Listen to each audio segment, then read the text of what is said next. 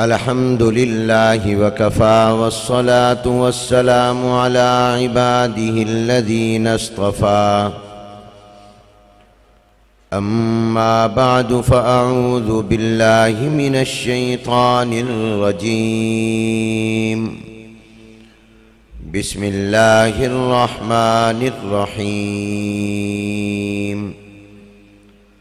ونضع الموازين القسط ليوم القيامة وقال النبي صلى الله عليه وسلم كلمتان حبيبتان إلى الرحمن خفيفتان على اللسان ثقيلتان في الميزان سبحان الله وبحمده سبحان الله العظيم. صدق الله العظيم وصدق رسوله النبي الكريم ونحن على ذلك لمن الشاهدين والشاكرين والحمد لله رب العالمين. اللهم صل على محمد وعلى آل محمد كما صليت على إبراهيم وعلى آل إبراهيم إنك حميد مجيد. اللهم بارك على محمد وعلى آل محمد كما باركت على إبراهيم وعلى آل إبراهيم إنك حميد مجيد. قابل صد احترام حضرات علماء کرام، بزرگان محترم، اساتذہ کرام، فضلاء کرام، برادران اسلام اور طلباء عزیز، السلام علیکم ورحمۃ اللہ وبرکاتہ.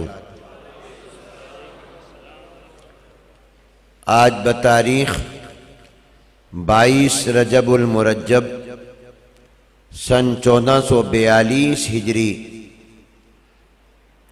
مطابق 7 مارچ سن 2021 بروز اتوار بعد نماز عشاء جامعہ محمدیہ لاہور پنجاب پاکستان میں اصح الکتب بعد کتاب اللہ صحیح بخاری شریف کی آخری حدیث مبارکہ کے درس کے اس اجتماع میں شرکت باعث سعادت ہے. دعا ہے کہ اللہ تبارک و تعالی اسے ہماری بخشش، مغفرت اور نجات کا سبب بھی بنا دے. کراچی سے پشاور، کوئٹہ سے گلگت، مظفر آباد تک پاکستان میں دینی مدارس کے سالانہ اجتماعات کی ایک بہار آئی ہوئی ہے. ہر شہر میں مدارس کے اس طرح اجتماعات منعقد ہو رہے ہیں اور میں ابھی کراچی سے یہاں پہنچا ہوں. آج صبح ملتان سے کراچی گیا اور کراچی میں 6 مختلف مقامات پر اسی طرح کے بڑے بڑے اجتماعات میں شرکت کی سعادت ملی اور ابھی یہاں پہنچا ہوں. کل یہاں سے سرگودا جانا ہے تو پورے پاکستان میں ایک بہار آئی ہوئی ہے، ایک رونق ہے اور یہ بہار ان مدارس کی برکت سے ہے.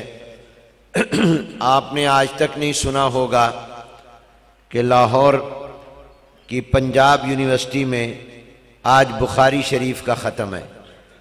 کبھی سنا آپ نے؟ پنجاب یونیورسٹی آپ کے لاہور میں ہے، کبھی نام سنا ہے؟ دیکھی ہے آپ نے؟ اور اس کی جگہ کا بھی اندازہ ہے کتنی ہے؟ مربوں میں، بہت بڑی جگہ میں. اور آپ اور میں جو ٹیکس دیتے ہیں وہ ان تمام پر خرچ ہوتے ہیں. تو اتنی بڑی یونیورسٹی، کبھی آج تک وہاں پر آپ نے نہیں سنا ہوگا کہ حضور علیہ السلام کی احادیث کا وہاں پر سبق ہوگا، درس ہوگا، بخاری شریف کا ختم ہوگا. یہ نعمت اگر آپ کو ملے گی تو مدرسے میں ملے گی.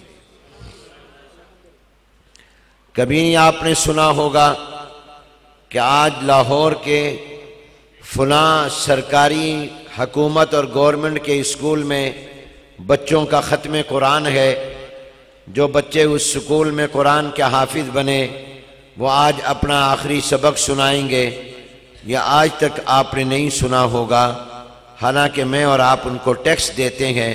لیکن الحمدللہ ہر چھوٹے بڑے مدرسے میں ہر سال قرآن کریم کے حافظ تیار ہوتے ہیں.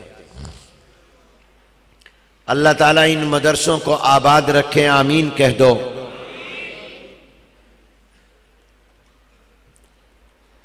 چونکہ اس مجلس میں جناب نبی کریم حضور اکرم صلی اللہ علیہ وآلہ وسلم کی حدیث مبارکہ کا درس ہوگا،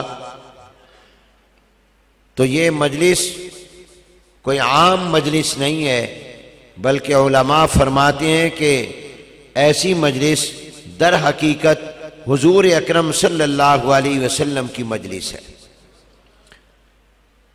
آپ اس خیال اور دھیان سے، اس تصور اور استحضار کے ساتھ یہاں پر بیٹھیں کہ ہم جناب نبی کریم حضور اکرم صلی اللہ علیہ وآلہ وسلم کی مجلس میں بیٹھے.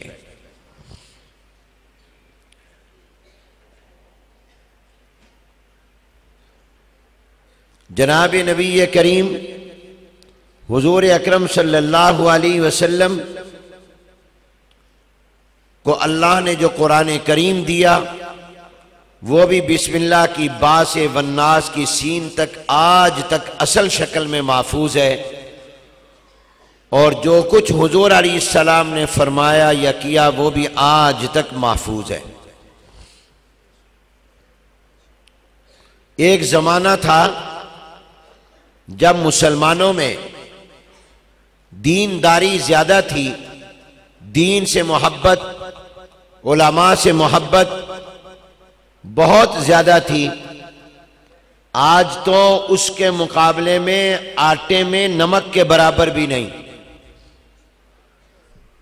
لکھا ہے کہ ایک مرتبہ امام بخاری رحمۃ اللہ علیہ نے بخارا میں اپنی بخاری شریف کی جب حدیثیں پڑھائی اور حدیثیں بیان کی، حضور علیہ السلام کی احادیث، تو شمار کیا گیا کتنے لوگ ہیں، تو پتہ یہ چلا کہ 80,000 مسلمانوں نے حدیث پڑھی ہے.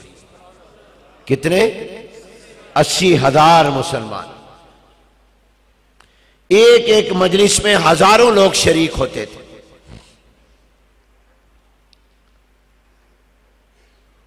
قرآن کی محبت تھی، حدیث کی محبت تھی، دین کی محبت تھی.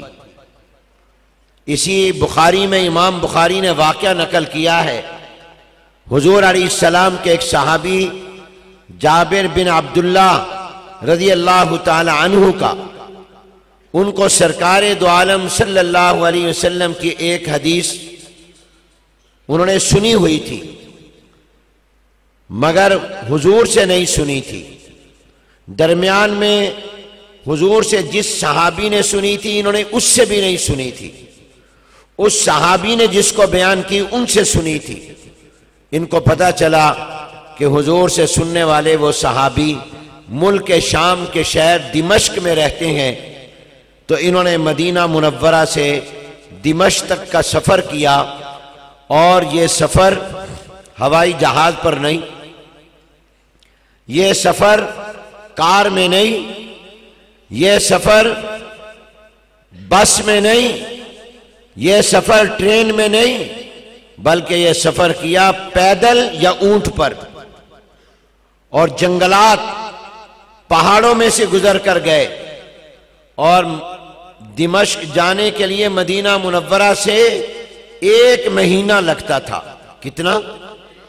1 مہینہ لگتا تھا، 1 مہینے کا سفر، اور خطرناک سفر۔ جنگلات میں شیر، چیتے، درندے ہوتے ہیں۔ جنگلات کا سفر کرتے ہوئے، پہاڑوں کا سفر کرتے ہوئے، اور راستے میں ہوٹل بھی نہیں۔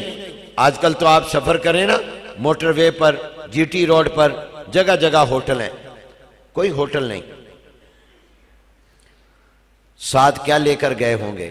کچھ تھوڑا بہت کھانے پینے کی چیزیں، ظاہر ہے اتنا تو نہیں کہ راستے میں سالن پکا سکیں، کوئی خشک چیز ہوگی۔ مکہ مدینہ منورہ سے دمشق جا رہے ہیں، کتنی سفر ہے؟ بولو، 1 مہینے کا۔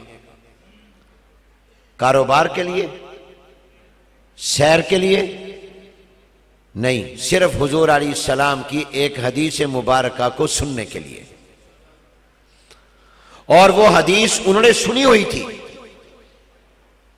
صرف یہ چاہتے تھے میری سند اونچی ہو جائے، حضور علیہ السلام تک درمیان میں واسطہ کم ہو جائے۔ 1 مہینے کا سفر کر کے پہنچے، اور جا کر صحابی کا دروازہ کھٹکھٹایا اور کہا میں ایک حدیث سننے آیا ہوں، مدینے سے آیا ہوں، 1 مہینے کا سفر کر کے آیا ہوں، مجھے حدیث سنا دو۔ انہوں نے کھڑے کھڑے ان کو حدیث سنا دی۔ کہا اچھا السلام علیکم، میں واپس جا رہا ہوں۔ ان کا اتنا مہینے کا سفر کیا، ہمارے پاس آرام کرو، تھکے ہوئے ہو گئے، کھانا کھا لو۔ کہا نہیں، میرے مقصد میں کوئی خرابی نہ ہو جائے، میں کھانا کھانے نہیں آیا، آرام کرنے نہیں آیا، آپ سے ملاقات اور گپ شپ کے لیے نہیں آیا، میں تو صرف حضور علیہ السلام کی حدیث کو سننے کے لیے مدینے سے آیا ہوں، حدیث آپ نے سنا دی، آپ کی مہربانی، میں واپس جا رہا ہوں۔ اسی طرح واپس چلے گئے، 1 مہینہ جانا، 1 مہینہ واپس آنا، 2 مہینے کا سفر کیا، صرف حضور علیہ السلام کی ایک حدیث کو معلوم کرنے کے لیے۔ آپ کو تو کوئی لمبا سفر نہیں کرنا پڑا، مجھے تو کوئی زیادہ مشکل سفر نہیں کرنا پڑا، میں تو ہوائی جہاز سے آ گیا، آپ قریب سے آ گئے۔ ذرا سوچیں ان لوگوں کے دل میں حضور کی حدیثوں کی کیا قدر تھی، جو 2 مہینے کا سفر، اور وہ بھی جنگلوں کا، پہاڑوں کا سفر، خطرناک سفر، پیدل یا اونٹوں پر حضور علیہ السلام کی ایک حدیث کے لیے کرتے تھے۔ یہ حدیث معمولی چیز نہیں ہے، ہمارا ایمان اور عقیدہ ہے، ہمارے بزرگوں کا عقیدہ ہے کہ حضور علیہ السلام جس جگہ آرام فرما رہے ہیں، مدینہ پاک میں، روضہ مبارک میں، جس جگہ آپ آرام کر رہے ہیں، جو مٹی حضور کے جسم کے ساتھ لگی ہے، اس کا درجہ اللہ کے عرش سے بھی زیادہ ہے، اللہ کے عرش سے بھی زیادہ ہے۔ عرش پر اللہ بیٹھے نہیں ہیں، نسبت ہے، اور یہاں حضور کے جسم کے ساتھ لگا ہوا ہے، یہ مٹی، یہ جگہ حضور کے ساتھ لگی ہوئی ہے، اور حضور عرش سے بھی اعلیٰ ہے، عرش بھی مخلوق ہے، حضور بھی مخلوق ہے، حضور تمام مخلوقات سے اعلیٰ ہے، تو آپ عرش سے بھی اعلیٰ، تو آپ صلی اللہ علیہ وسلم کے ساتھ جو مٹی لگ گئی وہ بھی اعلیٰ، وہ بھی اعلیٰ۔ وہ مٹی تو ذرا میری طرف دیکھو، غور کرو، وہ مٹی تو حضور کے ساتھ لگی تو عرش سے بھی اعلیٰ، کرسی سے بھی اعلیٰ، اس کی شان اتنی اونچی، تو جو حدیثیں حضور کے اندر سے نکلی ان کا مقام کتنا اعلیٰ ہوگا؟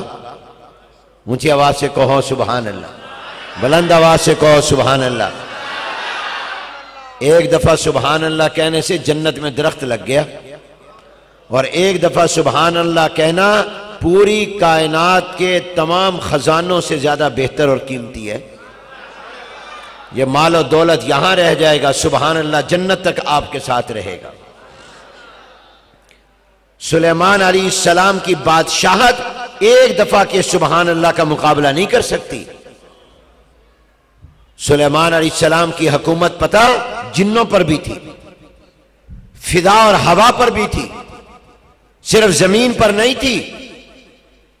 ان کا تخت ہوا میں اڑ رہا تھا۔ ایک دیہاتی نے دیکھ کر کہا، واہ، اللہ نے کیا داؤد کے بیٹے کو بادشاہت دی ہے، اڑتا ہوا جا رہا ہے۔ اس زمانے میں تو ہوائی جہاز کا نام و نشان نہیں تھا، بڑا عجیب لگا، سلیمان کا تخت ہوا میں اڑ رہا ہے۔ سلیمان علیہ السلام نے سن لیا، ہوا نے بتا دیا، ہوا بھی ان کے تابع تھی۔ کہا نیچے چلو، اس کے پاس آئے، کیا کہا میں نے کہا واہ کیا شان ہے سلیمان کی بادشاہت کی، اللہ کے نبی سلیمان علیہ السلام کی، کیسے ہوا میں اڑ رہے ہیں۔ فرمایا سن لے، تو نے جو سبحان اللہ کہا وہ میرے تخت سے، میری بادشاہت سے بھی زیادہ قیمتی ہے۔ یہ بادشاہت ختم ہو جائے گی، تیرا سبحان اللہ ہمیشہ رہے گا۔ اونچی آواز سے کہو سبحان اللہ، بلند آواز سے کہو سبحان اللہ، سارے مل کر کہو سبحان اللہ۔ تو جو مٹی حضور کے ساتھ لگی اس کا مرتبہ اللہ کے عرش سے زیادہ ہے، تو جو حضور کے اندر سے باتیں نکلیں ان کا مقام کتنا اونچا ہوگا۔ یہ ایک ایک حدیث حضور علیہ السلام کی بڑی عظیم ہے۔ پھر حدیث کی یہ سب سے صحیح کتاب ہے جس کا نام الجامع الصحیح المسند المختصر من امور رسول اللہ صلی اللہ علیہ وسلم و سننہ و ایامہ، یہ اس کتاب کا نام ہے۔ بخاری اس کا نام نہیں ہے، بخاری تو اس لیے کہتے ہیں کہ امام بخاری نے اس کو جمع کیا، نام اس کا الجامع الصحیح المسند المختصر من امور رسول اللہ صلی اللہ علیہ وسلم و سننہ و ایامہ۔ بخاری کیوں کہتے ہیں؟ یہ بخارا بستی تھی، یہ وہاں کے رہنے والے تھے، اس لیے اس کو بخاری کہتے ہیں۔ جیسے لاہور کے رہنے والے کو لاہوری، میرے دادا جلندر سے آئے تھے، ہمیں جلندری، ملتان میں رہتے ہیں کوئی کہے ملتانی۔ تو امام بخاری کہاں رہتے تھے؟ بخارا میں، اور بخارا شہر ہے، اس زمانے میں تو بستی تھی، گاؤں تھا۔ یہ ازبکستان جس کا ایک شہر تاشکند ہے، اسی کا ایک گاؤں تھا بخارا، اب شہر ہے سمرقند۔ یہ تمام شہر علاقے اسی ازبکستان میں ہیں۔ مجھے الحمدللہ امام بخاری کی قبر پر حاضری کی سعادت ملی ہے، اور میں نے بخاری کی پہلی اور آخری حدیث امام بخاری کے پاؤں اور سرانے کے پاس بیٹھ کر ان کو سنائی ہے۔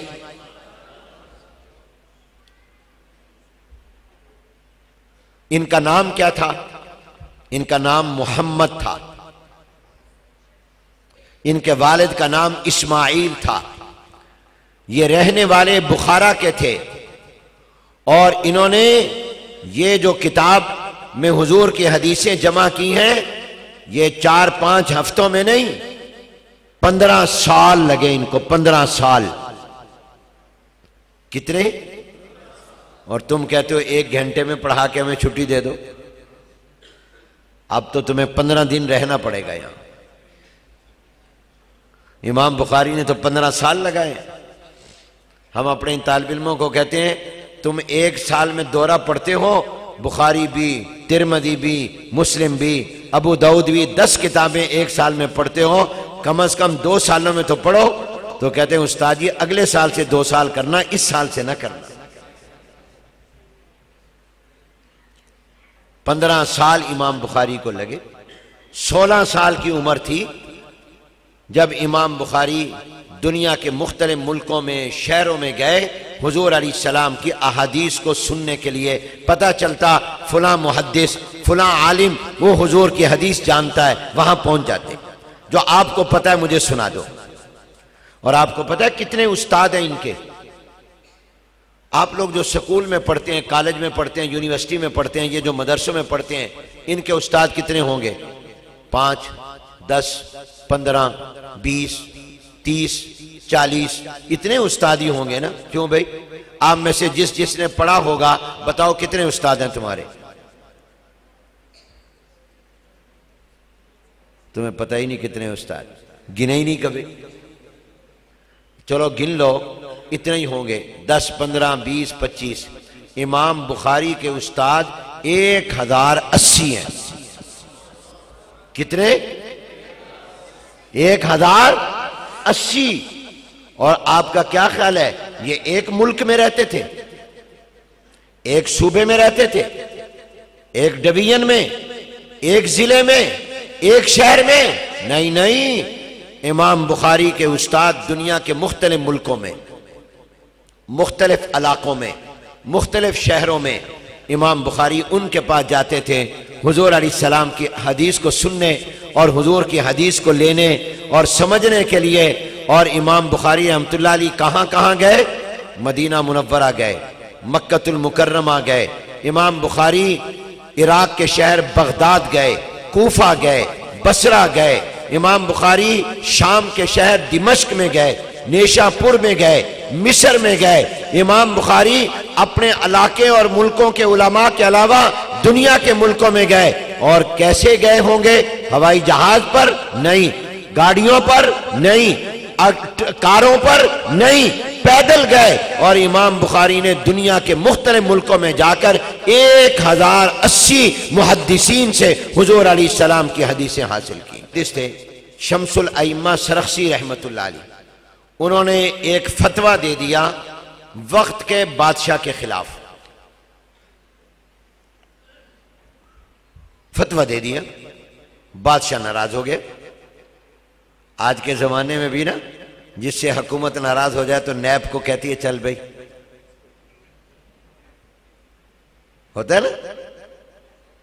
مخالفین کہتے ہیں جی انتقامی کارروائی۔ ایک دفعہ ہم حج میں تھے تو معلم ایک تھا، تو اس میں اپوزیشن کے لوگ بھی تھے، حزب اقتدار حکومت کے لوگ بھی تھے، حکومت کے اندر کے بھی تھے، حکومت کے مخالف بھی تھے۔ تو ہم کنکریاں مار کے آئے تو میں نے کہا دیکھو بھئی ہم شیطان کو پتھر مار کے آئے ہیں، یہ شیطان بھی اللہ تعالیٰ کا حزب مخالف ہے، یہ بھی اپوزیشن ہے، اور ہم اس کی پٹائی کر کے آئے ہیں۔ معلوم ہوا کہ اپوزیشن کی ہمیشہ پٹائی ہوا کرتی ہے۔ کیا ہوتی ہے؟ تو یہ ہوتی رہتی ہے، تو ہم بھی کسی کو پیچھے لگا دیتے ہیں۔ تو بادشاہ ناراض ہو گیا شمس الائمہ سرخسی رحمت اللہ علیہ سے اور ان کے فتوے کی وجہ سے، تو اس نے آرڈر جاری کر دیا ان کو گرفتار کر لو۔ اب جیل تو تھی نہیں، اس زمانے میں کوئی تھوڑی بہت ہوگی، انہوں نے کہا ایک گڑھے میں ان کو ڈال دو۔ بہت گہرا گڑھا تھا، اس گڑھے میں شمس الائمہ سرخسی رحمت اللہ علیہ کو قید کر دیا۔ اسی کافی زمین میں گہرے گڑھے میں کھاتے بھی تھے، پیتے بھی تھے، وہیں پر پیشاب کرتے تھے، وہیں ایک طرف قضائے حاجت کرتے تھے۔ گرمی، سردی، بارش، اس گڑھے کے اوپر کوئی اوپر چھت نہیں تھی۔ آپ ذرا تصور کرو، ایک گڑھے میں ڈال دیا اور اس میں 4-5 دن کے لیے نہیں ڈالا، ہم مہینہ 2 مہینے نہیں، پورے 15 سال وہاں پر بند رکھا۔ کتنے؟ 15 سال۔ اور ان کے شاگرد طلبہ وہ اپنے استاد کی وجہ سے پریشان، ان سے جو حدیث کا اور دین کا علم لینا چاہتے تھے، تو وہ آ کر روزانہ اس گڑھے کے پاس اس کے منڈیر پر اوپر بیٹھ جاتے اور یہ اندر سے ان کو پڑھاتے تھے، اندر سے پڑھاتے تھے۔ اور انہوں نے جو اندر سے ان کو پڑھایا تو کوئی کتابیں پاس نہیں ہوتی تھی، کوئی لائبریری نہیں، تو جو پڑھاتے تھے وہ حافظے سے پڑھاتے تھے۔ آپ اندازہ لگائیں حافظہ کیا ہوگا؟ کوئی کتب خانہ نہیں، کوئی لائبریری نہیں، اور گڑھے کنویں کے اندر سے اپنے ان شاگردوں کو دین کا علم پڑھاتے ہیں جو روزانہ آ کر کنویں کے اوپر بیٹھ جاتے ہیں اور یہ اندر سے ان کو پڑھاتے ہیں، اور دین اسلام کی اور فقہ کی ایک بہت بڑی کتاب جو انہوں نے بیان کرتے تھے، علم طالب علم لکھتے تھے، اور جو انہوں نے لکھا اس کا نام مبسوط ہوا، اور اس کی 35 جلدیں ہیں۔ کتنی جلدیں ہیں؟ یہ ایک جلد ہے، اس سے بھی بڑی بڑی جلدیں ہیں، 35 جلدیں ہیں اس کی، جو انہوں نے کہاں سے لکھوائیں؟ گڑھے سے۔ اور 15 سال یہ اس میں بند رہے۔ کس وجہ سے؟ کہ انہوں نے مسئلہ جو بیان کیا وہ بادشاہ کو پسند نہیں آیا۔ انہوں نے کہا ہم نے جیل جانا گوارا ہے، مسئلہ وہی بیان کریں گے جو شریعت کا صحیح ہوگا۔ تو ہر دور میں یہ مشکلات آئیں، خود امام بخاری رحمت اللہ علیہ پر مشکلات آئیں۔ اتنی مشکل بھی امام بخاری پر آئی کہ ان کے ایک شاگرد فرماتے ہیں کہ امام بخاری کے پاس کھانے کو کوئی روٹی سالن نہیں تھا، 2 دن تک امام بخاری گھاس کھا کر گزارا کرتے رہے، گھاس کھا کر۔ یہ میں اس لیے سنا رہا ہوں کہ آج کل ہم لوگ بڑی جلدی پریشان ہوتے ہیں جب ہمارے اوپر آزمائشیں آتی ہیں، امتحان آتے ہیں۔ گھبرایا نہ کرو، یہ دین جو ہم تک آیا ہے تو قربانیوں کے ساتھ ہی آیا ہے، یہ قربانی مانگتا ہے۔ امام بخاری رحمت اللہ علیہ نے، محدثین نے، فقہاء نے، علماء نے، مفسرین نے قربانیاں دی ہیں۔ تو امام بخاری نے بڑی محنت سے یہ حدیث جمع کی، احادیث جمع کی، اور اس کتاب میں 4000 احادیث ہیں اگر مقررات کو نکال دو تقریباً۔ آخری جو باب قائم کیا، وَنَزَعُ الْمَوَازِينَ الْقِسْطَ لِيَوْمِ الْقِيَامَةِ، قرآن کی آیت مبارکہ کو امام بخاری عنوان بناتے ہیں۔ اللہ تعالیٰ فرماتے ہیں ہم قیامت کے دن انصاف کی ترازویں قائم کریں گے، جو کہ عوام بھی، عام لوگ بھی دوست آئے ہوئے ہیں، سب کو فائدہ ہو جائے۔ امام بخاری نے اپنی کتاب کے آخر میں مجھے اور آپ کو آخرت یاد دلائی، اللہ تعالیٰ کی عدالت یاد دلائی، قیامت کا حساب و کتاب یاد دلایا، اور متوجہ کیا کہ اس دنیا کو سب کچھ نہ سمجھنا، تم نے مرنے کے بعد قبر میں جانا ہے، پھر قبر سے اٹھنا ہے، میدان محشر میں جانا ہے، اللہ تعالیٰ کی عدالت میں پیش ہونا ہے۔ دنیا میں جو کام کرو، جو بات کہو، یہ سوچ لو میں نے کل اس کا جواب اللہ کو دینا ہے، میں جواب دے سکوں گا کہ نہیں دے سکوں گا، حساب ہوگا، تولا جائے گا۔ آخرت کا عقیدہ بڑا اہم عقیدہ ہے۔ میں جب غور کرتا ہوں تو مجھے تو یہ نظر آتا ہے کہ حضور علیہ السلام نے جو عرب کی دنیا میں انقلاب پیدا کیا، اس انقلاب میں آخرت کے عقیدے کا بہت بڑا دخل ہے، کہ حضور علیہ السلام نے یہ عقیدہ بنایا کہ تم یہاں جو کرو گے یہ نوٹ کر رہے ہیں، اللہ دیکھ رہا ہے، تمہیں اس کا جواب دینا ہے، تمہیں اس کا حساب دینا ہے۔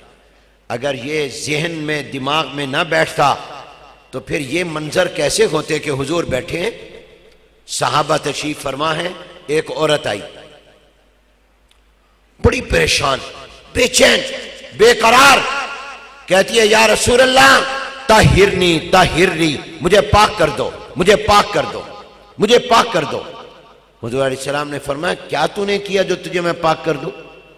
کہا یا رسول اللہ میں انسان تھی، مجھ سے غلطی ہو گئی، میں نے زنا کر لیا، میرے اوپر حد جاری کرو، سزا جاری کرو، مجھے پاک کر دو اس گناہ سے۔ دنیا سے پاک ہو کر جانا چاہتی ہوں، یہاں کی سزا ہلکی ہے، آخرت کی سزا سخت ہے، یہ برداشت ہو جائے گی، وہ برداشت نہیں ہوگی، مجھے پاک کر دو۔ حضور نے فرمایا تو سمجھتی ہے زنا کس کو کہتے ہیں؟ اس نے کہا ہاں میں جانتی ہوں کس کو کہتے ہیں، مجھ سے یہ جرم ہو گیا، مجھے پاک کر دو۔ حضور علیہ السلام نے فرمایا جا، ہو سکتا ہے تیرے پیٹ میں بچہ ہو، جب یہ بچہ پیدا ہو جائے پھر آنا۔ عام طور پر عورت کو اگر حمل ہو تو بچہ کتنے مہینوں کے بعد پیدا ہوتا ہے؟ بولو، اور تمہیں اور ہمیں نہیں ہوتا، پتہ تو ہے کتنے؟ ہاں، یہ مساوات کا جو نعرہ لگاتے ہیں نا، عورت مرد میں مساوات، تو ان سے کہا کرو کہ اگر عورت اور مرد کے مساوات ہو تو پھر اللہ یوں کرتا، ایک بچہ وہ پیدا کرتی، ایک تم کرتے، پھر پتہ چل جاتا تمہیں مساوات۔ تو 9 مہینے، اس 9 مہینے میں کتنی مرتبہ شیطان نے دل میں ڈالا ہوگا، اب نہ جانا، چھپ جا، تیرے خلاف کون سا کوئی دعویٰ ہے، کوئی گواہ تو ہے نہیں، تو نے خود اقرار کیا ہے، جان جائے گی۔ 9 مہینے کا زمانہ معمولی نہیں، شیطان نے وسوسہ ڈالا ہوگا، مگر اس صحابی عورت کا ایمان کتنا مضبوط ہے، وہ 9 مہینے یا جب بھی بچہ پیدا ہوا، پیدا ہونے کے بعد آ گئی، یا رسول اللہ اب تو میرے اوپر سزا جاری کریں، مجھے پاک کر دیں، اب میرے پیٹ میں بچہ نہیں رہا، پہلے تو خطرہ تھا مجھے سزا ہو، میری موت آ جائے، بچہ بھی مر جائے گا، اب میرا بچہ پیدا ہو گیا، مجھے سزا دے دو، پاک کر دو۔ حضور نے فرمایا نہیں، ابھی بھی نہیں، جا اس کو دودھ پلا، کیونکہ اس بچے کی خوراک تیرا دودھ ہے، جب یہ دودھ پینا چھوڑ دے پھر آنا، یہ کہاں سے پیے گا، اس کی خوراک تیرے دودھ ہے، جا چلی جا۔ دودھ پلانے کا زمانہ شرعی طور پر کتنا ہے پیدا ہونے کے بعد؟ بولو، 2 سال یا 2.5 سال؟ امام حنیفہ کے نزدیک 2.5 سال ہے، صاحبین کے نزدیک 2 سال ہے، بعض حضرات کے نزدیک 2 سال ہے، بعض کے نزدیک 2.5 سال ہے۔ کئی لوگ ہمارے سے مسئلہ پوچھا کرتے ہیں مولویوں سے، میں نے جوش میں بیوی کا دودھ پی لیا، میرا نکاح ٹوٹ گیا یا نکاح باقی ہے؟ دین کے بیان میں تو کوئی شرم نہیں ہے نا، حضور نے بیان کیے دین کے مسئلے، تو پہلے تو تمہیں پھینٹی لگنی چاہیے اس کو جس نے دودھ پیا، وہ بچے کا حق ہے، تو نے کیوں پیا؟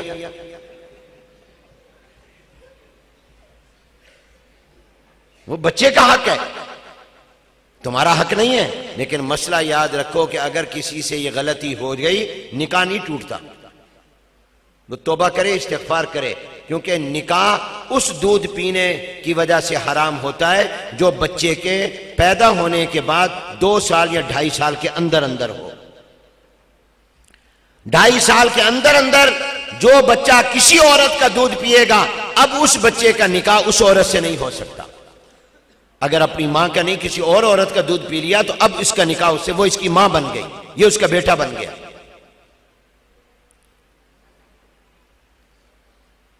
تو 2.5 سال میں کتنی مرتبہ شیطان نے ڈالا ہوگا، اب نہ جانا۔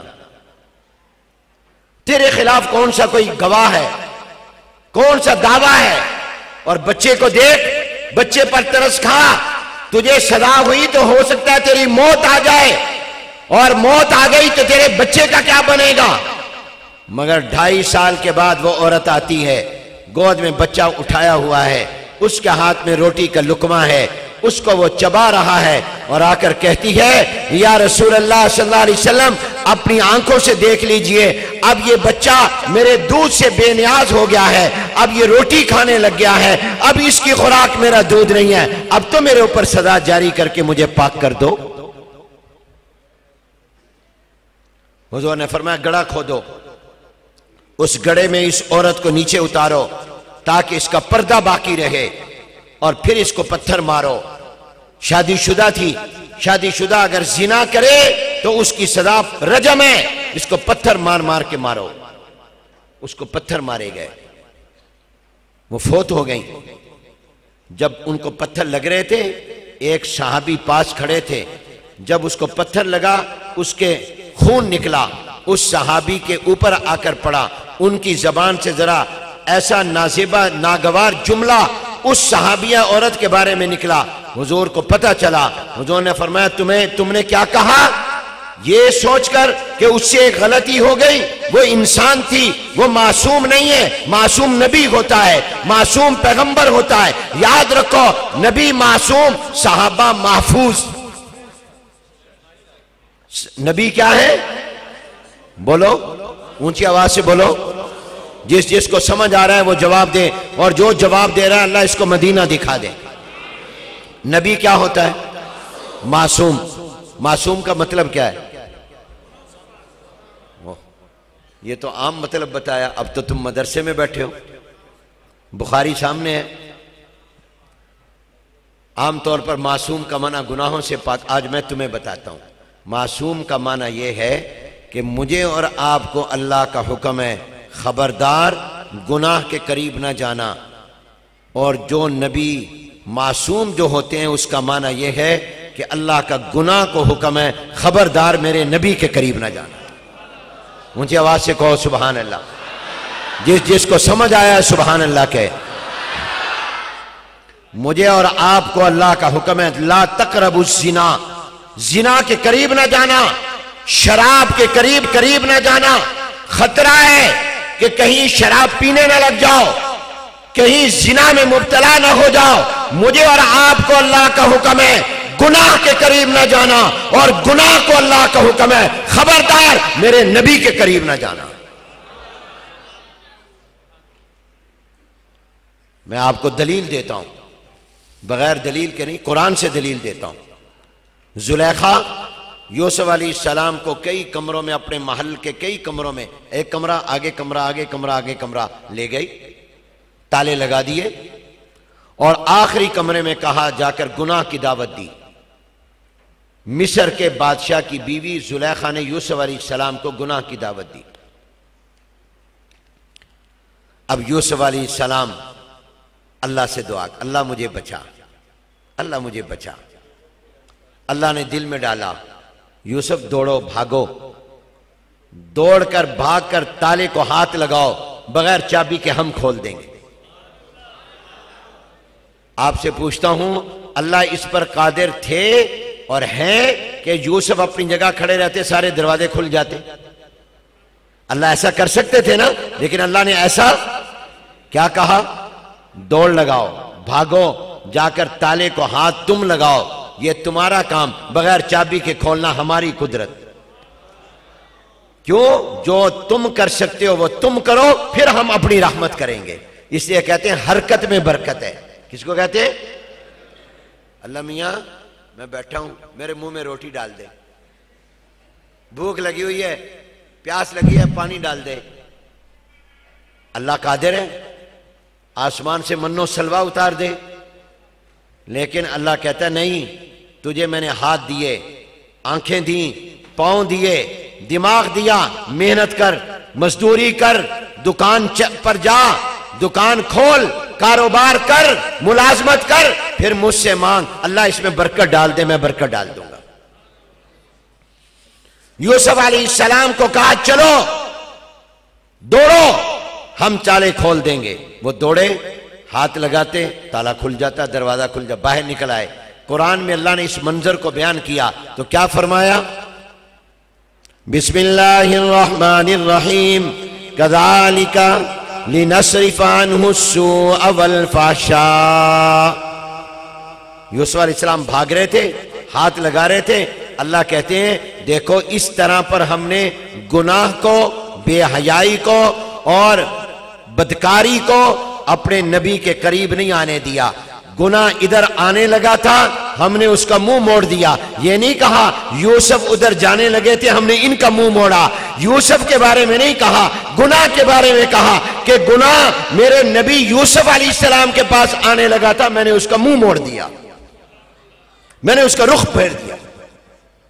گویا گناہ نبی کے قریب نہیں آ سکتا۔ یہ معصوم کا معنی ہے۔ اور صحابہ کیا ہیں؟ محفوظ۔ اور صحابہ کیا ہے؟ محفوظ۔ اور محفوظ کا معنی کیا ہے؟ کہ اگر ان سے کوئی غلطی ہو گئی تو دنیا میں ہی یا معافی ہو گئی توبہ کی وجہ سے، یا کوئی سزا تھی تو سزا مل گئی، آخرت کے عذاب سے محفوظ ہے۔ ان کو جہنم کا عذاب نہیں، قبر کا عذاب نہیں، وہ دنیا میں ہی پاک صاف ہو گئے۔ یہ مطلب ہے محفوظ کا۔ حضور کو پتا چلا کہ اس عورت کے ہاں اس وجہ سزا مل گئی، تو سنو میری اس صحابی عورت نے وہ توبہ کی ہے کہ اگر وہ توبہ میری پوری امت پر اللہ تقسیم کرے تو اس ایک عورت کی توبہ کی وجہ سے سارے بخشے جا سکتے ہیں۔ اور ایک روایت میں یہ الفاظ کہ اگر اللہ میری اس صحابیہ عورت کی توبہ کو پورے مدینے پر تقسیم کرے تو مدینے والوں کی بخشش اس ایک عورت کی توبہ کی وجہ سے ہو جائے گی۔ اب میں آپ سے پوچھتا ہوں کہ اس عورت کو جس کے خلاف کوئی گواہ نہیں، اس سے ایک غلطی ہو گئی، کون سی چیز ہے جو اس کو لے کر آ رہی ہے اور وہ خود اقرار کر رہی ہے اور اس کو سزا ہو رہی ہے؟ وہ بولو کیا ہے؟ وہ ڈر کہ اگر یہاں پردہ پڑ گیا تو آخرت میں تو پردہ نہیں رہے گا، یہاں نہ پتہ چلا تو آخرت میں تو جواب دینا پڑے گا۔ آخرت کی عدالت کی جواب دہی کے ڈر کی وجہ سے اس نے آ کر خود اقرار کیا۔ شراب شروع میں حلال تھی یا حرام؟ بولو، حلال تھی، پھر کیا ہو گئی؟ اور آپ کو پتہ ہے کہ عربوں کو پینے کی چیزوں میں سب سے زیادہ محبوب کون سی چیز تھی؟ شراب تھی، ہر وقت شراب پیتے تھے۔ آپ کو پیپسی کولا، کوکا کولا، یہ بوتلیں جتنی پسند ہیں اس سے کئی گنا زیادہ اس وقت ان کو شراب پسند تھی، حلال تھی، صبح شام پیتے تھے، کھانے کے ساتھ پیتے تھے، کھانے سے پہلے، کھانے کے درمیان، کھانے کے بعد۔ عربی زبان میں شراب کے 100 نام ہیں، 100 نام۔ عربی زبان میں شراب کے کتنے نام ہیں؟ جو چیز زیادہ محبوب ہو اس کے نام زیادہ ہوتے ہیں۔ لیکن جب حضور علیہ السلام نے فرمایا اللہ نے شراب کو حرام کر دیا ہے، تو کسی نے اگر شراب پی تھی، ابھی منہ میں تھی، انگلی ڈالی اور اس کی کہہ کر دی، گھروں میں جا کر مٹکے توڑ دیے، مدینے کے اندر بہا دیے۔ کیوں؟ اس لیے کہ اب تک تو حلال تھی، اب اگر ہم نے شراب کا ایک گھونٹ بھی پیا، حضور کو نہ دیکھا، نہ ہی حضور نے ہمیں، ہماری ساتھیوں نے نہ دیکھا، اللہ تو دیکھ رہا ہے، آخرت میں جواب دینا پڑے گا۔ شراب کے برتن توڑ دیے، کیوں؟ آخرت کا ڈر۔ تو امام بخاری رحمت اللہ علیہ نے بھی مجھے آخرت کا سبق اور آپ کو آخرت کا سبق دیا ہے کہ لوگوں، اللہ کی عدالت کے سامنے جانا ہے، اللہ کے سامنے کھڑا ہونا ہے۔ ان اعمال بنی آدم وقولہم یوزن، بنی آدم کے اعمال بھی تولے جائیں گے، ان کے اقوال بھی تولے جائیں گے۔ جو بات کرو، جو کام کرو، پہلے سوچ لو اس کا جواب تم اللہ کو دے سکتے ہو؟ ہماری ایک میٹنگ تھی اور یہ میٹنگ تھی افغانستان کے بارے میں۔ جب امریکہ اور طالبان کا معاہدہ ہوا تو اس معاہدے کے بعد ہماری ایک میٹنگ تھی، اور اس میٹنگ میں ایک عالم دین سے ہم نے کہا جن کی افغانستان کے حالات پر نظر تھی کہ آپ ہمیں ذرا بتائیں کہ افغانستان کے اندر کیا صورتحال ہے۔ تو انہوں نے کہا مجھے ایک ہفتہ دیں، میں پوری رپورٹ تیار کروں گا، رپورٹ تیار کر کے آپ کو دوں گا۔ تو پاکستان کے 5-10 علماء تھے، میں بھی ان کا خادم کے طور پر موجود تھا، بڑے بڑے حضرات تھے۔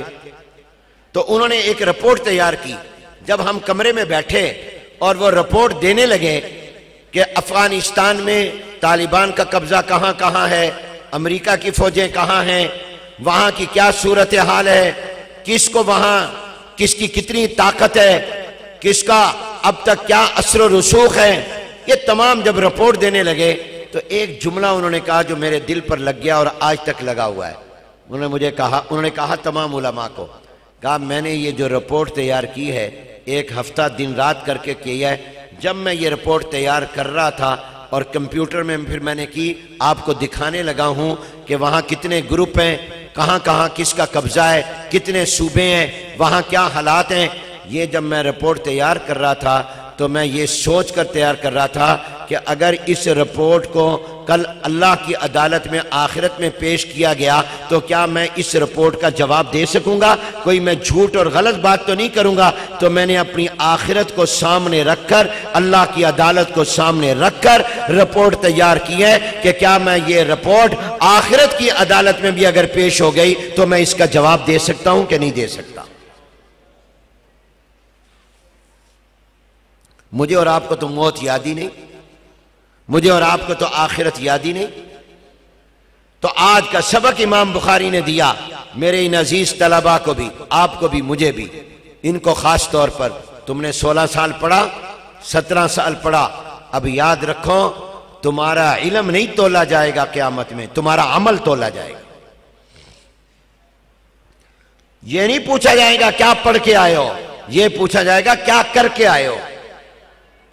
تمہارا عمل تولا جائے گا، تمہاری زبان سے نکلی ہوئی باتیں تولی جائیں گی۔ ان اعمال بنی آدم وقولہم یوزن، جو علم حاصل کیا اس علم پر عمل کیا ہے کہ نہیں کیا، اور منبر پر بیٹھ کر جو تم نے تقریریں کی ہیں اس میں کون سی بات غلط کی ہے، کون سی صحیح کی ہے۔ اور صرف ان سے نہیں، آپ سے اور مجھ سے بھی پوچھا جائے گا کہ ہم جو بات کرتے ہیں وہ کون سی صحیح ہے کون سی غلط ہے، یہ سب تولا جائے گا۔ یہ نہیں گنا نہیں جائے گا، بلکہ کیا جائے گا، بولو۔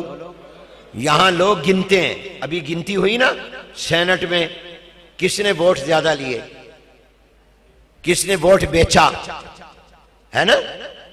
دنیا میں لوگ گنتے ہیں، یہ جی M P M N A بنا، اس کے ووٹ زیادہ ہیں یا کم ہیں۔ آپ اور میں گنتے ہیں یہ پیسے کتنے ہیں، ذرا گنو۔ اللہ تعالیٰ گنیں گے نہیں، اللہ تولیں گے۔ یہ نہیں ہوگا کس کی نمازیں زیادہ، نفل کس نے زیادہ پڑھے، بلکہ یہ دیکھا جائے گا کس کی نماز وزنی ہے، کس کا روزہ وزنی ہے، کس کی قرآن کی تلاوت وزنی ہے، اور وزن آئے گا اخلاص سے، اللہ کی رضا کے لیے کرو گے، جو امام بخاری نے پہلے سبق پڑھایا۔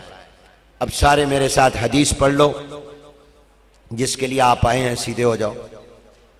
کتنے خوش نصیب ہو، حضور کی حدیث پڑھنے لگے ہو، طالب علم بن جاؤ۔ یہ جن حدیثوں کے لیے سفر کیے گئے تمہیں گھر بیٹھے مل رہی ہے دولت، اور مدرسے کی برکت سے مل رہی ہے۔ عن ابی ہریرہ رضی اللہ تعالی عنہ قال، پڑھو پڑھو اونچی آواز سے پڑھو۔ قال النبی صلی اللہ علیہ وسلم کلمتان حبیبتان الی الرحمن خفیفتان علی اللسان ثقیلتان فی المیزان سبحان اللہ وبحمدہ سبحان اللہ العظیم سبحان اللہ وبحمدہ سبحان اللہ العظیم سبحان اللہ وبحمدہ سبحان اللہ العظیم۔ حضور علیہ السلام نے فرمایا، دو کلمے مراد کلام، دو جملے رحمان کو بہت پسند ہے، اور جو پڑھے گا وہ بھی رحمان کو پسند ہے۔ آپ نے پڑھے، آپ اللہ کے محبوب بن گئے، رحمان کے محبوب بن گئے۔ جو پڑھے گا اس پر رحمان کی رحمت نازل ہوگی، زبان پر ہلکے پھلکے مگر ترازو میں بھاری۔ جب قیامت کے دن اللہ تولے گا یہ وزنی ہوں گے۔ اسی سے دعویٰ ثابت ہوا کہ عمل بھی تولا جائے گا، قول بھی تولا جائے گا۔ یہ زبان کا عمل ہے، اور آپ نے پڑھا تو یہ بول اور قول بھی ہے، گویا دونوں باتیں ثابت ہو گئیں، تولا جائے گا عمل بھی قول بھی۔ بھاری ہونے کا پتہ تبھی چلے گا جب تولا جائے گا۔ اور وہ دو جملے کون سے ہیں؟ ایک سبحان اللہ وبحمدہ، اور دوسرا سبحان اللہ العظیم۔ ایک حدیث میں آتا ہے، حضور علیہ السلام فرمایا جو روزانہ ایک تسبیح کر لے، 100 مرتبہ سبحان اللہ وبحمدہ پڑھ لے، اگر اس کے گناہ سمندر کے پانی کے برابر بھی ہوں گے تو اللہ تعالیٰ معاف کر دیں گے، اللہ تعالیٰ معاف کر دیں گے۔ میں آپ سے ایک سوال کرتا ہوں پھر بات ختم کرتا ہوں۔ ہم نے مرنا ہے؟ سب کا یقین ہے؟ بولو۔ اچھا، مرنے کے بعد کہاں جائیں گے؟ قبر میں۔ قبر میں کیا ہوگا؟ سوال جواب ہوں گے۔ کون سوال جواب کرے گا؟ کون سوال جواب کرے گا؟ فرشتے۔ ان کا نام کیا ہے؟ منکر نکیر. منکر نکیر کیوں کہتے ہیں ان کو؟ غلط جواب. آپ کہیں گے آپ تو پڑھانے لگ گئے، یہ ہے ہی سبق، یہ ہے ہی سبق، تم سبق پڑھنے آئے ہو، کلاس میں ہو. ان فرشتہ، دو فرشتے ہوں گے، منکر، ایک کا نام نکیر. منکر اور نکیر کا معنی اوپرا، ڈرونا. وہ فرشتے ڈرونے ہوں گے، خوفناک شکلیں ہوں گی، ڈرونی شکلیں ہوں گی ان کی. وہ آ کر آپ سے، مجھ سے پوچھیں گے من ربو کا، تیرا رب کون ہے؟ من نبیو کا، تیرا نبی کون ہے؟ ما دینو کا، تیرا دین کیا ہے؟ یہ وہ سوال کریں گے.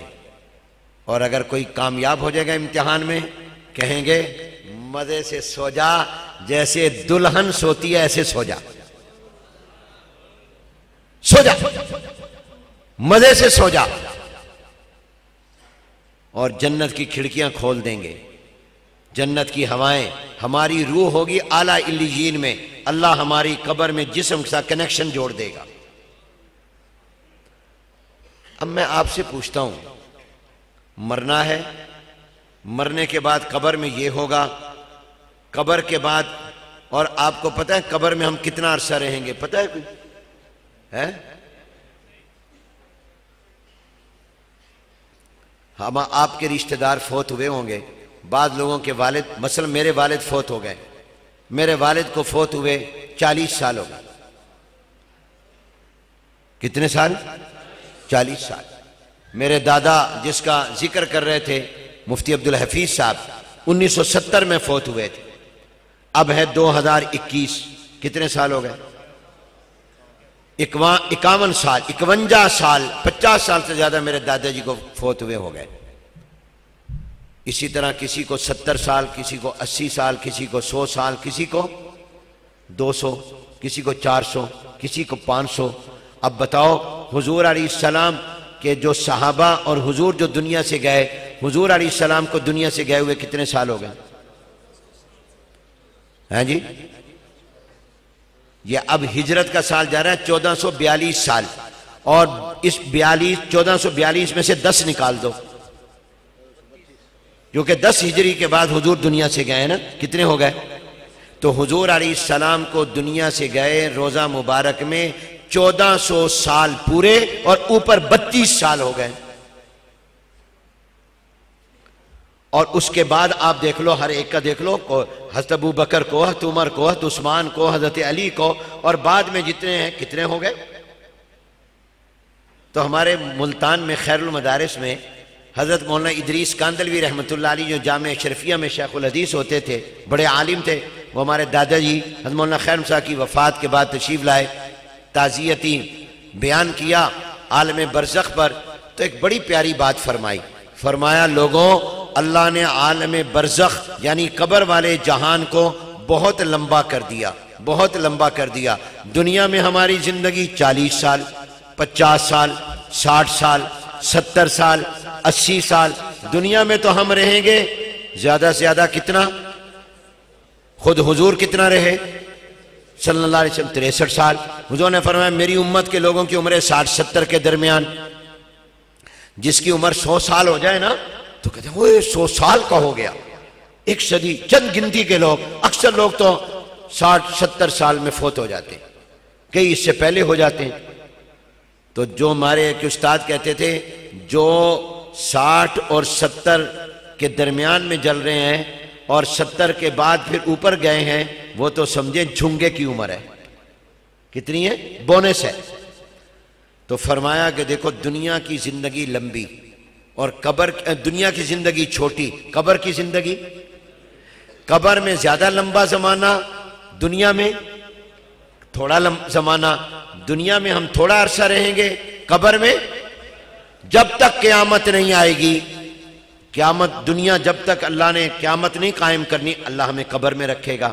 تو فرمایا اس میں بھی اللہ کی رحمت ہے، یہ بھی نعمت ہے. کیوں؟ فرمایا جو قبر میں گیا اس کا تو نماز پڑھنا ختم، روزہ رکھنا ختم، قرآن پڑھنا ختم، جب آنکھ بند ہوئی نیک اعمال بھی ختم۔ اب قبر میں نماز نہیں ہے، قبر میں روزہ نہیں ہے، قبر میں زکوٰۃ نہیں ہے، قبر میں حج نہیں ہے، قبر کے اندر آپ کے صدقہ خیرات نہیں ہے، قبر میں نیک اعمال نہیں ہے، یہ نیک اعمال دنیا میں ہے۔ اور اگر کوئی قبر میں گیا تھا بیچارہ گناہگار، نیک اعمال نہیں کر سکا یا تھوڑے کیے، تو اللہ نے کہا میں تجھے لمبا زمانہ قبر میں رکھوں گا، پیچھے تیرا بیٹا، پیچھے تیرا والد، پیچھے تیرا بھائی، تیرا چچا، تیرے دوست، تیرے شاگرد اور یہ طلبہ اور یہ لوگ جب اپنے والد کے لیے پڑھ کر بخشیں گے، امی کے لیے بخشیں گے اور اپنے دوستوں کے لیے بخشیں گے، وہ اگر گناہگار بھی ہوں گے، اللہ کہے گا پیچھے سے جو ثواب آئے گا میں اس کی وجہ سے تجھے بخش دوں گا اور بخش کر پھر تجھے جنت میں لے جاؤں گا۔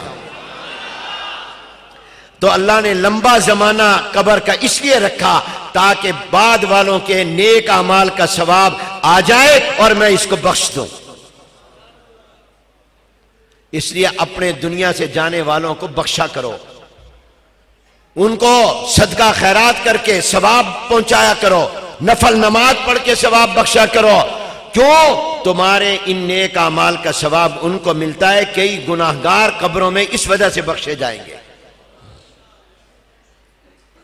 تو کتنے لوگ بخشے گئے جو آج سے 70-80 سال پہلے فوت ہوا؟ مثلا ایک باپ فوت ہوا اور 70 سال پہلے ہوا، 80 سال پہلے، اب 70 سال تک اس کی اولاد نیک اعمال کر کے اس کے بعد اس کو بخشتی رہی، تو باپ گناہگار بھی ہوگا تو بخشا جائے گا۔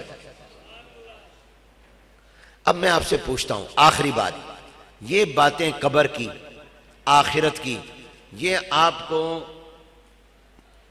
کہاں سے پتہ چلتا ہے؟ بتاؤ نا، کہاں سے پتہ چلتا ہے؟ دیکھو سچی سچی بتاؤ، جھوٹ نہ بولنا ہے۔ آپ سچی بتاؤ، ہمارے ماشاءاللہ لاہور میں کتنے سکول ہوں گے آپ گن نہیں سکتے، پرائیویٹ گورنمنٹ کے سکول سارے ہوں گے۔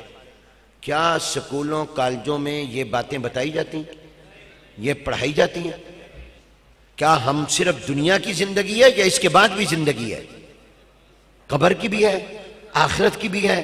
آخرت میں کیا ہوگا، جنت کیا ہے، جہنم کیا ہے، پل صراط کیا ہے، حساب کتاب کیا ہوگا، اور قبر میں کیا کیا ہوگا، یہ تمام باتیں ہمیں پیش آنی ہے کہ نہیں آنی؟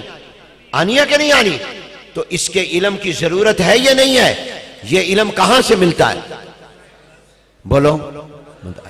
تو سکول مجھے وہ تعلیم دیتا ہے جو صرف دنیا میں کام آئے گی، پتہ نہیں آتی ہے کہ نہیں۔ مدرسہ وہ تعلیم دیتا ہے جو دنیا میں بھی کام آتی ہے، قبر میں بھی کام آتی ہے، آخرت میں بھی کام آئے گی۔ اللہ حافظ قرآن کو کہے گا آجا قرآن پڑھتا جا چڑھتا جا، قرآن پڑھتا جا چڑھتا جا، تو وہاں پتہ چلے گا وہاں سائنس ریاضی کام نہیں آئے گی، قرآن کام آئے گا۔ کیا کام آئے گا؟ تم شوق سے بچوں کو ڈاکٹر بناؤ، شوق سے بچوں کو انجینئر بناؤ، شوق سے بچوں کو وکیل بناؤ، شوق سے اپنے بچوں کو افسر بناؤ، شوق سے ان کو آپ جو مرضی تعلیم دلواؤ، ضرورت ہے، مگر اپنے بچے کو قرآن بھی پڑھاؤ، حدیث بھی پڑھاؤ، کیونکہ تمہاری قبر میں بھی سائنس کا ثواب نہیں جانا، ریاضی کا ثواب نہیں جانا، تمہاری قبر میں ثواب جانا ہے تو قرآن کا اور حدیث کا جانا ہے۔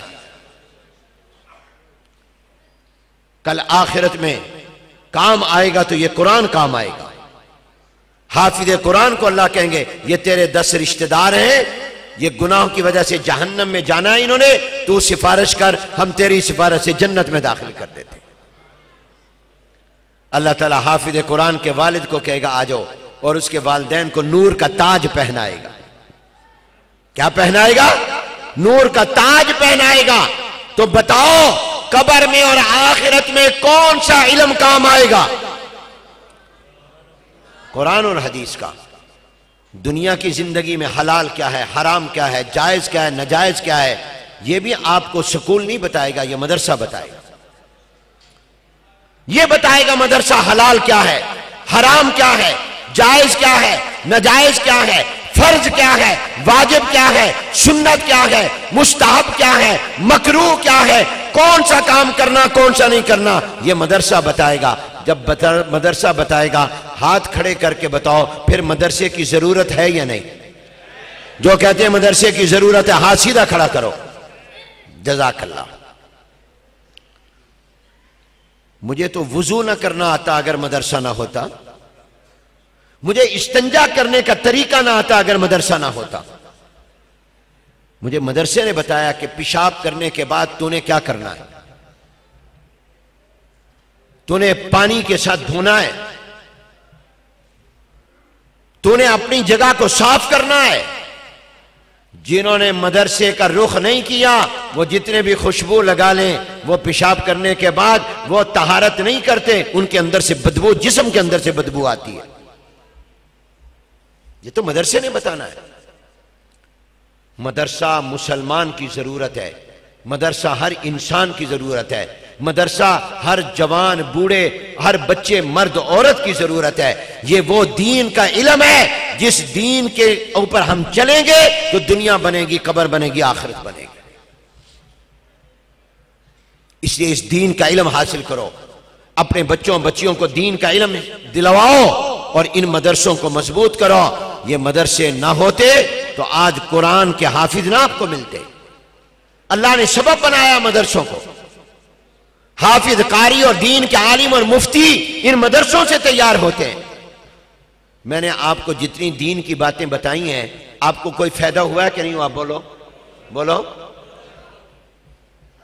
مثلا میں آپ کو ایک مسئلہ بتاتا ہوں، جب آپ پر نہانا فرض ہو جائے، مثلا آپ سوئے تھے، نیند میں آپ کے کپڑے خراب ہو گئے، آپ پر نہانا فرض ہو گیا، تو آپ کا غسل نہیں ہوگا، بھلے آپ صابن لگاؤ، بھلے آپ بہترین شیمپو لگاؤ، جب تک آپ کلی نہیں کرو گے، ناک میں پانی نہیں ڈالو گے، آپ کا غسل نہیں ہوگا، آپ پاک نہیں ہوں گے، ناپاک رہیں گے۔ کتنی عورتیں مرد مسلمان ہیں ان کو یہ مسئلہ پتہ ہی نہیں، وہ سمجھتے ہیں خوشبو لگائی ہے، عطر لگایا ہے، نہانے میں شیمپو لگایا، ہم پاک ہیں، حالانکہ وہ ناپاک ہیں۔ ان کے لیے قرآن کو ہاتھ لگانا جائز نہیں، مسجد میں آنا جائز نہیں۔ یہ مسئلہ کون بتائے گا؟ یہ مولوی بتائے گا۔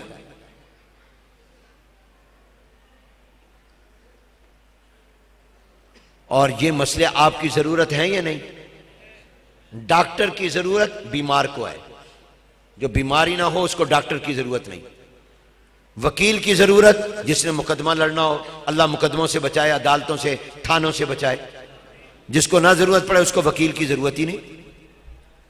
آرکیٹیکٹ، سائنسدان، انجینئر کی ضرورت جس نے مکان بنانا ہے، عمدہ مکان بنانا ہے، ورنہ تو اپنے آپ لوگ بنا لیتے ہیں۔ تو ہر ایک کو ضرورت نہیں۔ گوہر یاد رکھو، مولوی کی ضرورت ہر ایک کو ہے، کیونکہ ہر ایک کے ذمے ہے وہ حرام سے بچے، حلال کرے۔ ہر ایک پر نماز فرض ہے، نماز کے لیے وضو ہے، وضو کا طریقہ کیا ہے، نماز کا طریقہ کیا ہے، یہ ہر مسلمان کی ضرورت ہے۔ اور اس کو سب سے پہلے قیامت میں نماز کا پوچھا جائے گا۔ یہ کون بتائے گا؟ یہ مدرسے کی تعلیم بتائے گی۔ تو اس لیے میرے دوستوں اور بھائیوں، اس مدرسے کی مضبوط کرو، اور جب تک مدرسہ ہے اسلام ہے۔ جس دن مدرسہ نہیں ہوگا اسلام بھی نہیں ہوگا۔ آپ کو پتہ نہیں ہے، دشمنوں کو پتہ چل گیا ہے کہ اسلام جب تک مدرسہ ہے اسلام کو ہم ختم نہیں کر سکتے۔ یہ اور مولوی تیار کر دیتے ہیں۔ اس ایک سال میں ہم نے 75,000 قرآن کا حافظ تیار کیا ہے، ایک سال میں 75,000 قرآن کا حافظ ہمارے مدرسوں نے۔ اور یہ تو عالم بن کر جا رہے ہیں، ایک سال میں تقریباً 35,000 عالم ہے جو ایک سال میں تیار ہوا ہے۔ ان کو پتا ہے جب تک یہ مدرسہ باقی ہے اسلام باقی ہے، اس لیے مدرسے کو بدنام کرو، مولوی کو بدنام کرو۔ آپ کا رشتہ ہمارے سے توڑ دیں، جب توڑ دیں گے تو اسلام ہی نہیں ملے گا۔ علماء سے اپنا تعلق مضبوط کرو، علماء سے پوچھا کرو، علماء کے پاس آیا کرو، علماء کے پاس بیٹھا کرو، فارغ وقت میں آ کر ان سے مسئلے پوچھا کرو، قرآن پڑھا کرو۔ کتنے لوگ ہیں جن کو قرآن پڑھنا نہیں آتا، کلمہ نہیں آتا، ہے مسلمان، مرنا نہیں ہے، کیا پتہ کب آنکھ بند ہو جائے۔ اللہ کے سامنے کس منہ سے جاؤ گے؟ حضور علیہ السلام کے سامنے کس منہ سے جاؤ گے؟ اس لیے میرے دوستو، امام بخاری نے مجھے اور آپ کو متوجہ کہ آخرت کی فکر کرو، اور آخرت بنتی ہے دنیا سے۔ آخرت بنانے کی جگہ یہ دنیا ہے۔ اللہ تعالیٰ مجھے بھی اس کی توفیق دے، آپ کو بھی توفیق دے۔ وآخر دعوانا الحمدللہ۔ ہاں ٹھیک، بالکل دعا